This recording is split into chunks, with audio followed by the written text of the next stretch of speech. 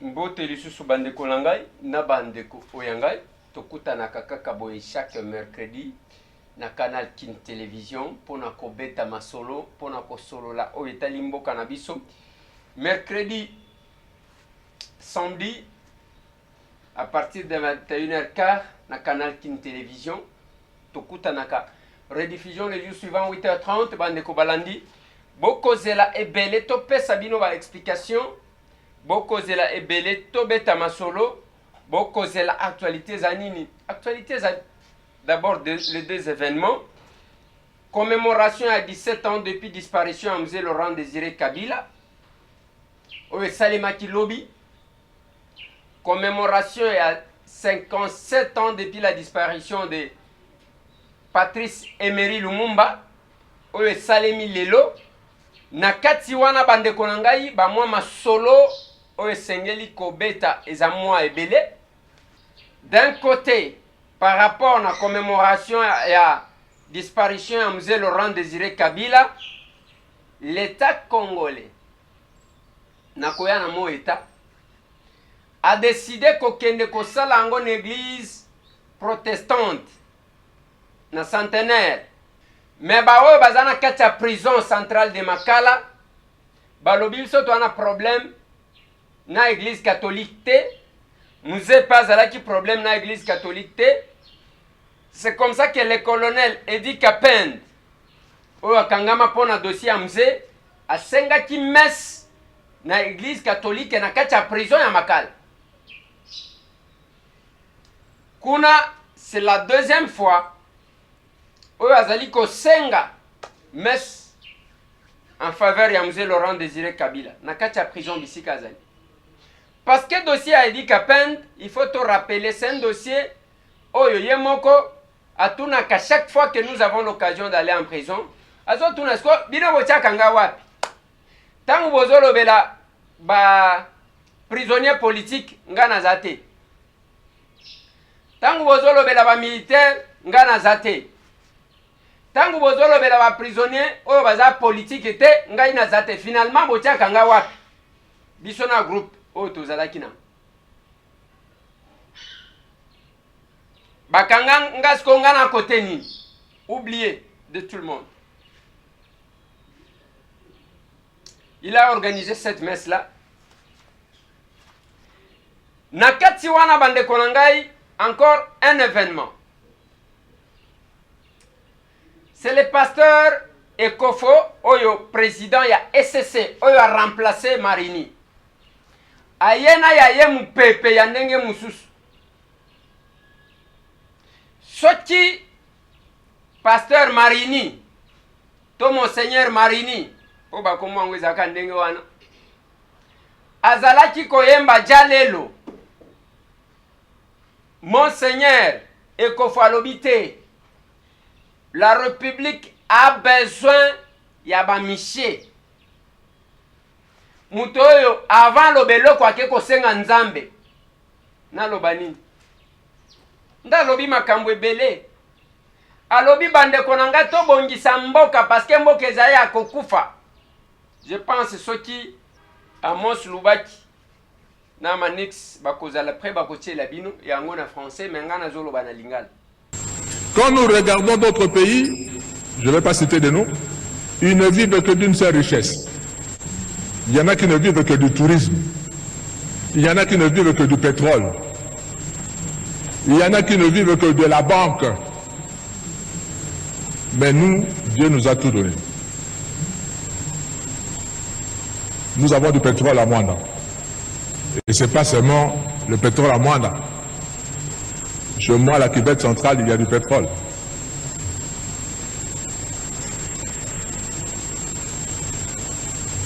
Nous pouvons vivre de ça. Mais en plus de cela, nous avons le coltan que tout le monde cherche dans le monde entier.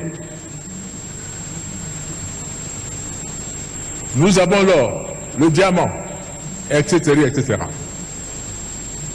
Vous savez, c'est un péché pour le Congo d'être encore pauvre. Nous devions être parmi les riches nations du monde.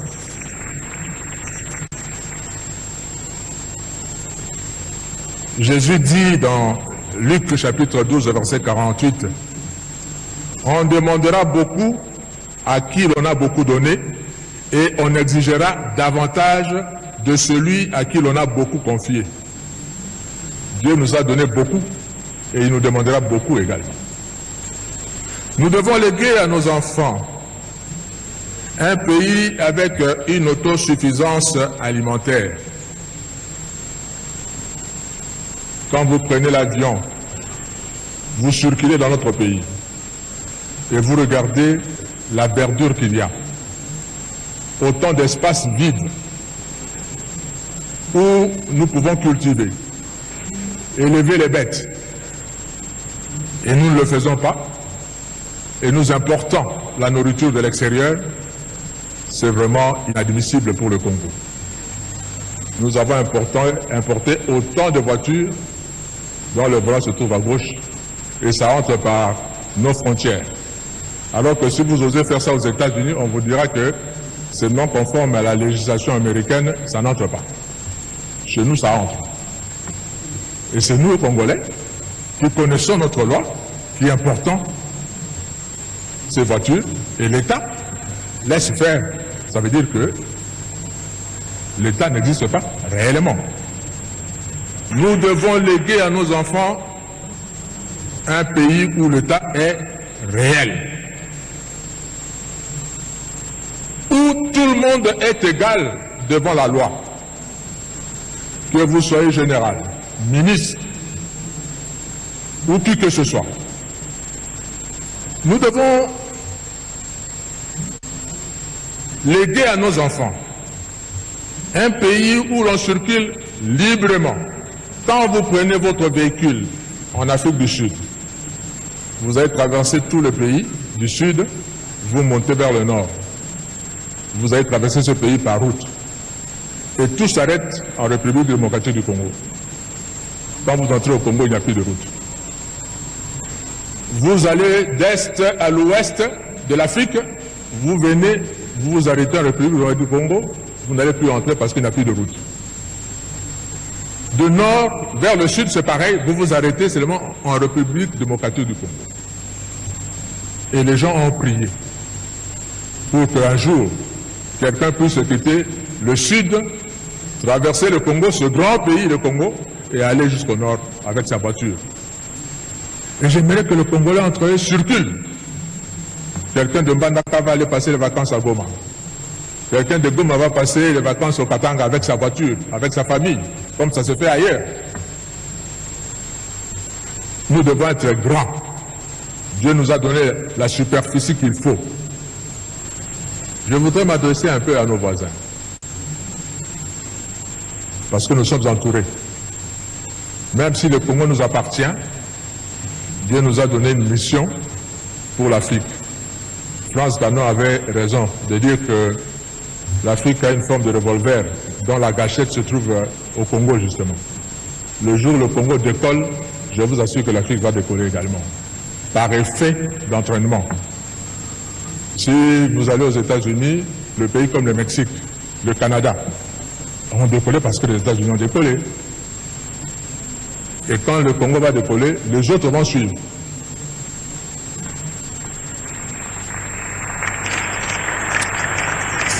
Et ces voisins, je vous dis nos voisins, Dieu vous a donné votre terre. N'enviez pas la nôtre.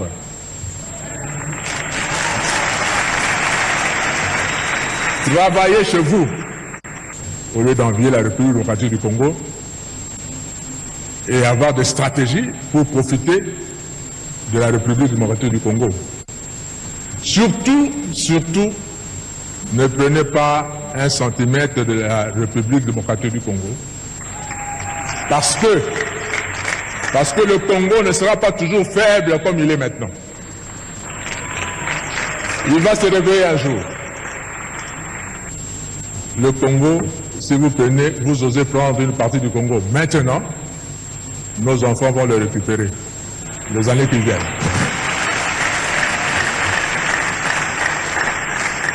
Alors, soyons plutôt de bons voisins et ne mettez pas de conflit entre nous. s'il vous plaît, nos voisins. Et l'histoire, je vous assure, ne s'oublie pas. On se rappellera toujours de ceux qui nous ont aidés et ceux qui ne nous ont pas aidés. Que Dieu nous bénisse. Bénisse la République démocratique du Congo. Amen. Alobi, l'État ezali coexister te. Mboka ezali akokufeza koloba, l'État n'existe pas. L'État n'existe pas vraiment. Alors celui qui dit l'État dit l'organisation de la société. Ndeza na kati wana. Tangu tozoloba, alobi, il faut toluka ndenge ya kotikela bakoko na biso, mboka malamu ndenge hymne national ekolo. Nous devons léguer à nos enfants un pays où l'État est réel. Tozana mboka sans loi, mobeko ezalaka te. Justice wana boko moneza ya ba ndakala, ba konzi, ba kangaka bango te. Un pays où l'État est réel. Où tout le monde est égal devant la loi. Que vous soyez général, ministre, ou qui que ce soit. Quand vous devez enfreindre la loi de la République, on vous arrête, on vous juge, on vous condamne comme tout citoyen. Pour preuve, wanangande mtu nazo bakisa. Bakangi ba miibi ya DGRK batiki bango. Wana komona mwana mboka Narcisse, okomona mwana mboka Dido, okozwa secrétaire général ya urbanisme ya habitat, okozwa tata oya agence ya grand travaux. Bah quitter bango. Mais si c'était un politicien, on pouvait le garder surtout de l'opposition. Un politicien de l'opposition certainement. Alors justice est athée. L'État est athée. Alors j'ai dit bien. Je dis bien réellement. Parce que j'ai l'impression que l'État n'existe pas vraiment. L'État n'existe pas vraiment. L'État n'existe pas. Si on a réfléchir, bandeko. Tangu monseigneur Ekofo alobi l'État n'existe pas. Ndenge nini bolingi bozala que chef de l'État existe. Tokomi na point ya makasi. Ezana batu bazalaki koloba transition sans Kabila, sans comprendre la démarche. Monseigneur alobi, je sais, na minute tokoloba boy. Ba pression moko akozwa. Unaribisha. Pona nini olobi ndenge wana? Na aza musali na nzambe. Bokima kimbula bokeko mibamba ne bale. Alobi, l'État n'existe pas. Dès lors que mutu alobi que l'État n'existe pas, celui qui est censé être chef de cet État-là n'existe pas aussi non plus. C'est la logique. Oh bongo watangi sanga. Tous les hommes sont mortels. Alors que Gelor Mouya, c'est un homme. Donc Gelor Mouya est mortel. Balobi, l'État n'existe pas. Alors que cet État a un chef qu'on appelle chef de l'État. Donc le chef de l'État n'existe pas aussi non plus. Donc c'est ça la logique. Nous réfléchissons, nous informons, nous formons, nous éduquons. Musala to salaka. Nasimanango, un coup de théâtre lingebi. Après va pesi pasteur Mugalu Maloba. Oh Congolais en a plan de Dieu. D'accord. Ceux qui Congolais en a plan de Dieu, pasteur Mugalu. Il faut bakolo Congo ba sepela. Même place au vandi wana na conscience na yo yebi ke ba Congolais bazali konyokwama. Pota la charge bande kona yo nyonso tu ba coup de fil oyo ba ya kosenga koluka misala. Ceux qui ba o bazana yo chef de ya maison civile et chef de l'État. Bazo senga. À combien plus forte raison ba o bazana cité bazana bande côté bande ko yaba. Le moment est venu. Pasteur moko ya neo apostolique na Lubumbashi. Na ya yemese ya lobi alobi boye. Alobi mzee Laurent Désiré Kabila yako libérer batu te pour que ba continuer ka kobomaka batu. Celui-là aussi a reconnu que toza nakati ya batu bako boma bandeko na bango. Botala, pendant que toza na ba pasteur ba flatteur, toza ki na Monseigneur Marini, musala na yeko chrétien batu misusu, pour que ya se retrouve à 100 francs, 200 francs. Toza na ba Albert Kankenza, ba avec Mukuna, ba tata oyo ya ko sekwa oyo, ba fille de Sarah, Sonika Futa. C'est compliqué. Espérons que eloko amabe koye la Monseigneur ekofote parce qu'il a prêché. Père alobi que bino ba pays voisin botika ko envier mboka na biso. Ceux qui besoin ta eteni ya muke ya mboka bana na biso ba kozwa yango. Je vous dis nos voisins, Dieu vous a donné votre terre. N'enviez pas la nôtre.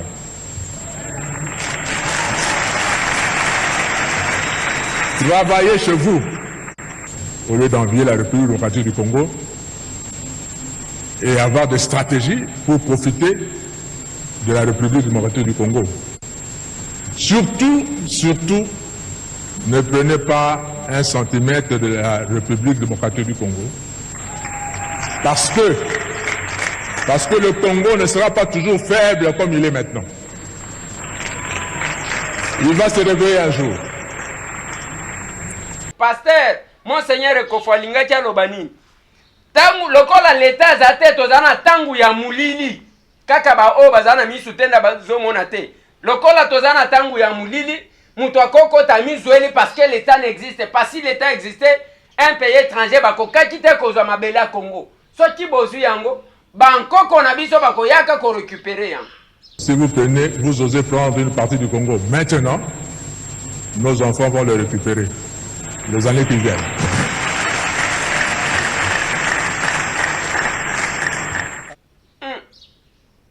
Yayo yango, Monseigneur. Etikali prochainement va organiser messe dans l'église, ya ba autochtone oyo ba yaki ko bimisela biso. Parce que okebo e balandi bi. La vérité est têtue. L'essentiel n'est pas d'aller s'attrouper dans le bana ba tondi boye na palais de marbre toko kende kuna na mausolée oyo yoka muto atiki fleur ba to majorité oyo hein ceux qui ba politiciens oyo muto akeko tika gerbe de fleurs alobi cette gerbe de fleurs que nous venons de déposer c'est un défi que nous lançons à quiconque nino keko tika ko lancer défi na mutu eza koloba ke biso to sali koleka o mzee asalaki boni kokoma boye. Donc gerbe de fleurs c'est lancer un défi contre quelqu'un, contre qui? Incapable ya coller sa bateau, incapable ya ko sécuriser bateau, incapable ya ko salir kwa malonga, et vous lancez le défi à qui? Au peuple. Théâtre mususu ye ko salem lobby na lobaki na bino une chose pena ko tia la bino image wana. Tangu tokuti batu batondi na ambassade ya Belgique. Oto ye koluka nzoto ya Lumumba. Na tunaki General Silvano Kasongo. Batu oyo bazwaki autorisation epa ya nani? Epo na nini gaz lacrymogène ebeti te na tension oyo. Ozozela banani ba mususu pona gaz lacrymogène ebima. Wana ba policier kagule babima, ba mususu batia ba cirage na bilongi. Alors, comme nous avons parlé de ça, un coup de théâtre. Tango babimi, parti politique moko ya majorité balingi ba marché. Tala. Omoni makambozo sala. To empêcher bango. Bosi ba empêcher bango api na lobaki veille. Baken ambassade ya Belgique avec une tension en pleine ville. Où était la police? Ba ye wana encadrer bien. Lacrymogène kune betité. On n'a pas besoin de ça, mon général. Tozanango posate. Ouana tozanango posate, mon général. On ne veut pas qu'il y ait 2 poids 2 mesures. Quand on lobby wana que oza mutu ya parti te, mais la qui ça que oza mutu ya parti politique te, mon général. Brutalité oyo. Bazali kosala quand il y a une petite manifestation de l'opposition. L'église catholique a subi rien. Pour éviter ce qui viendra, na Monseigneur Kofo Oyo, Okoyo Kapé, église protestante va décider marche. Masolo bande konanga mususu eza makambu ya mwana mboka Joseph Olengankoi alobi de marche ya Lumbala na Chibalanga na yebi yango te. On n'est pas là pour ça la position. J'ai un calcul politicien, un positionnement politique. Lokola bango ba se retrouva kite, il faut basa le loko moko boy pour que ba benda bango. Olenganko ya wangani bango. Siko rassemblement Kasavubu entre guillemets. Et combien d'elles? Bo projeter marche. Olenganko ya contredire bin bomoni la vérité zaka vérité. Le cardinal alobeli makambu ya ba médiocre. La médiocrité, c'est aussi qu'on reconnaître que place oyo to kwei défaillance. O faillir na place moko boy. Awe loko eza tangu batu bazomona pembe yo zomona mwindu. C'est aussi la médiocrité. La médiocrité, c'est quand on considère que biloko à l'état est comme yayo, muto aloba lisusu te. La médiocrité, c'est quand vous allez faire ce que vous avez décrié hier et comme malamu pona bin. C'est aussi la médiocrité. La médiocrité, c'est quand l'État censé protéger commence à exposer, à insécuriser son peuple. C'est aussi la médiocrité. L'essentiel n'était pas de fuir l'église catholique, mais kuna bokei na protestante boye bokutani na. C'est compliqué. Lelo choléra 32 morts na Kinshasa. Tokosuka wapi? Boyoki ke ba pekisi 3 ministres ba voyager parce que depuis bazawana une fois rien pona mboka kaka komata ko kitaka ko voyageaka ona ke bujala na zone. Ba débarka ki Jean Lycée Mbusa na aéroport ya Njili. Balobi ko kendete. On a une autorisation à Premier ministre, balobi désormais autorisation il faut être la présidence. Pobino bato vous allez ko tchatcha mundoko. Vous ne faites rien, vous ko sabatuka ko voyager, vous profiter beaucoup de ba business class. Sony ba Jean Lycée Mbusa. Oh c'est-à-dire Sony. Yango mona mboka Lambert Menda lobi oui. C'est normal, il faut aussi autorisation à présidence, aussi à Premier ministre. Ce n'est pas parce que oyewanal. Et puis, ce qui singai, na réaction à mon amboka Lambert Mende, tako alobi ke, vie chibasa ayeba ki makambo angote, ayebi ndenge makambo eleka. Nzambe langai, vie azo ekola tout. Ministre nommé par ordonnance présidentielle dont les attributions ont été bien déterminées, vie chibasa a commis lettre et créé problème. Les lots, ba ministre na ye al matana uchi budala ale na kende nanu kopema ba ye kuna Jean Lycée Mbusa bazaki 3 ba tie bango mpanzi soni boko sala soni et vous donnez même le dégoût na peuple ya ko soutenir ba politiciens parce que ce n'est pas vous quand même ba Jean Lycée Mbusa bo kaki ko sala makambo ndingwa parce que ndenge bozaki koloba engai nazo belele okokuta na mutu moko nde ko Eliezer mikolo yo zo kanate. Na lobi gare centrale soki bokebi te zokeni. Bakotonga aux alentours ya gare centrale. Bakobuka ni. Bokende na maluku kotonga mol ezalaka dehors ya ville. Botika makambo wana. Mol ezalaka dehors ya ville.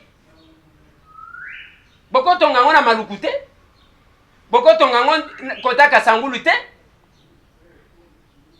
Oyo mol ya modèle ni bozoluka toujours encombrer la ville. Africa Mall. Et Kolongwa Turk Mall, finalement. Botika la branchée. Merci.